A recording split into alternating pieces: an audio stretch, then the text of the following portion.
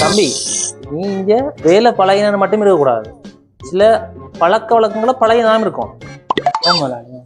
எங்களுக்கு ஆங்கிலம்ன்றது தேவைதான்.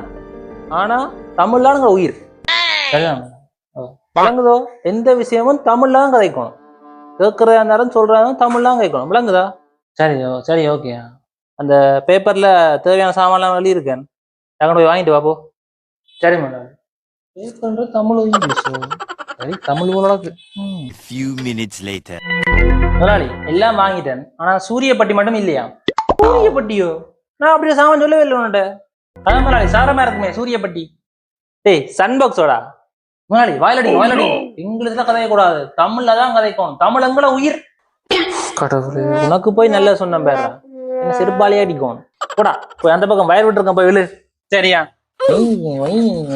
சரி வயிற காணில.